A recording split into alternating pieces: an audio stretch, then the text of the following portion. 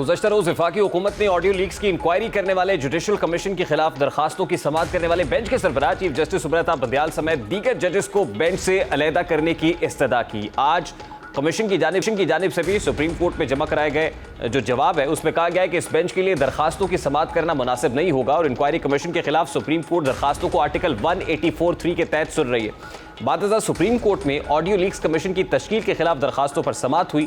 Supreme court میں audio leaks commission کے خلاف دائر درخواستوں پر چیف جسٹس سبرتا بندیال کی سربراہی میں جسٹس اعجاز الحسن، جسٹس منیب، جسٹس حسن اظہر رضوی اور جسٹس شاہد وحید پر مشتمل 5 رکنی لارجر بینچ نے سماعت کی اور سماعت کے آغاز پر چیف جسٹس نے ریمارکس دیے کہ اٹارنی جنرل صاحب آپ کی درخواست ابھی دائر نہیں ہوئی، رجسٹرار آفس سے کہتے ہیں کہ دائر کرا دے۔ چیف جسٹس نے مزید ریمارکس دیے کہ بینچ پر اعتراض کے معاملے پر اٹارنی جنرل کے دلائل سنیں گے۔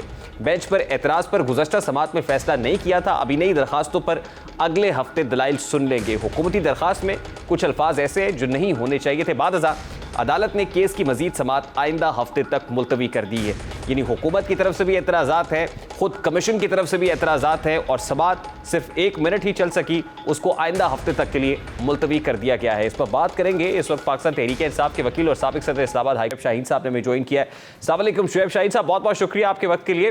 سب سے پہلے تو بڑا سادہ سا سوال ہے، حکومت بھی اعتراض کر رہی ہے، خود کمیشن بھی ججز پر اعتراض کر رہا ہے جو کمیشن کے خلاف دائر درخواستوں کا کیس سن رہا ہے اس 5 رکنی لارجر بینچ کو۔ آپ کو نہیں لگتا کہ خود ججز کو ریکیوز کر دینا چاہیے؟ دیکھیں، جہاں تک باعث کا تعلق ہے وہ اس پہ آلریڈی ہم نے اس پہ جواب دینا ہے۔ جو کمیشن کے سیکرٹری صاحب نے جو جواب دیا ہے اس سیکرٹری صاحب کے جواب کو ہم کنسیڈر کریں گے، اس کا بھی ہم جواب جمع کرائیں گے۔ دیکھیں، یہ ڈسکریشن ہوتی ہے، چیف جسٹس آف پاکستان ہو یا باقی جج صاحبان ہوں، انہوں نے خود یہ فیصلہ کرنا ہوتا ہے کہ کیا ان کو ریکیوز کرنا چاہیے، ان کو بیٹھنا چاہیے یا نہیں۔ جب بھی کہیں کوئی کنفلکٹ آف انٹرسٹ ہو یا کسی کا کوئی ایسا معاملہ ہو تو وہ خود ریکیوز کر دیا کرتے ہیں جج صاحبان۔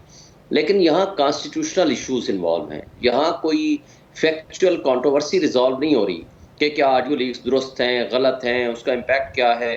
لیکن یہاں جو کانسٹیٹیوشنل ایشوز ہیں، مثلا کیا کمیشن چیف جسٹس کی کنسلٹیشن سے بن سکتا ہے، یہ ایک کویشچن ہے۔ دوسرا کویشچن یہ ہے کہ کیا آرٹیکل 209 کے ہوتے ہوئے سپریم جوڈیشل کونسل کو جو اختیار ہے کہ وہ ججز کے کنڈکٹ کے بارے میں انکوائری کرے اور ریکمنڈیشنز دے، تو کیا کوئی گورنمنٹ آف پاکستان اس پہ کمیشن بنا سکتی ہے؟ دیکھیں، یہ تعین تو اس کمیشن کو کرنا ہے کہ فون ٹیپنگ کون کر رہا ہے، اور جہاں تک ججز کے مس کنڈکٹ کے خلاف کارروائی کی بات ہے تو یہ اختیار تو اس کے ٹی او آرز میں نہیں ہے اس کمیشن کے کہ وہ ججز کے خلاف کوئی کارروائی بھی انیشیٹ کر سکے۔ تو یہاں پر جس قسم کی آڈیوز آئی ہیں اس میں ان 3 ججز کے نام کہیں نہ کہیں تو ہیں جن کے بارے میں بات ہو رہی ہے اور جو تینوں بینچ میں شامل ہیں، تو یہ کانفلکٹ آف انٹرسٹ کی سیدھی سادھی اگزامپل نہیں ہے سر؟ نہیں، میرا خیال ہے کہ اس کی وجہ یہ ہے کہ دیکھیں، جہاں تک پروسیڈنگ ٹی او آر کے اندر یہ لکھا ہوا ہے کہ آپ نے ریکمینڈ کرنا ہے to of the disciplinary action against the delinquent, کہ جو یعنی اس میں ملوث ہوں آپ ڈسپلنری ایکشن کے لیے آپ ریکمینڈ کریں گے۔ تو یہی تو ریکمینڈیشنری باڈی جو ہے وہ سپریم جوڈیشل کونسل ہے۔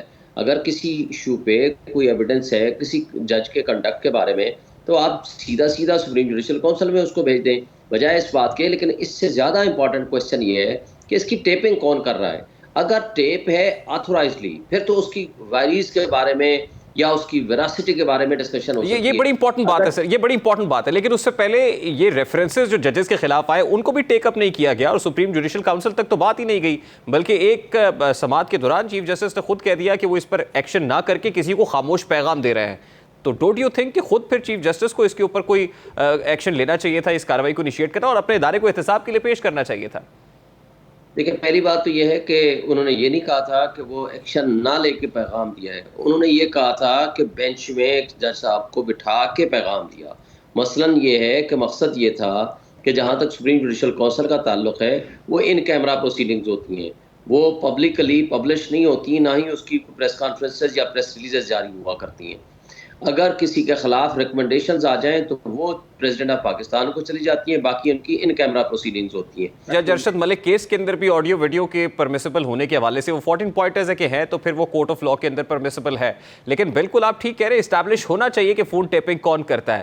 لیکن آپ نے جسٹس قاضی فائزہ کے ریفرنس کی ایگزامپل دی تو اس کے بعد سے مطلب جسٹس قاضی فائزہ کسی اس بینچ کا حصہ نہیں تھے جو عمران خان کے کیسز کو ٹیک اپ کر رہا تھا۔ یہ کانفلکٹ آف انٹرسٹ کے تاثر کو زائل کرنے کے لیے چیف جسٹس کی طرف سے یہ کیا گیا۔ یہاں پر بھی صرف سوال صرف اتنا سا ہے کہ یہاں پہ بھی اگر یہ ہو جاتا تو آپ کو نہیں لگتا کہ ایک ہائی مورل گراؤنڈز کے اوپر ایک اچھی ایگزامپل، ایک اچھا پریسیڈنٹ سیٹ کر دیا جاتا؟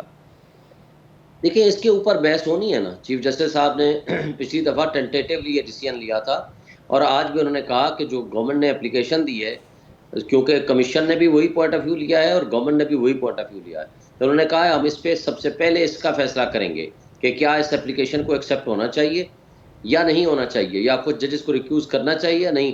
ابھی تو یہ پری میچور ہے ٹو سے سم تھنگ، کیونکہ ابھی فیصلہ نہیں آیا. تو ابھی جب تک فیصلہ نہیں آتا تو ہم تو ابھی ظاہر ہے دونوں پارٹیز کے فریقین کو سننے کے بعد کورٹ نے فیصلہ کرنا ہے. تو ہم سمجھتے ہیں کہ یہ کورٹ جو آئین اور قانون کے مطابق ہے، یہ ساری بحث ہم عدالت میں دونوں پارٹیز کریں گی.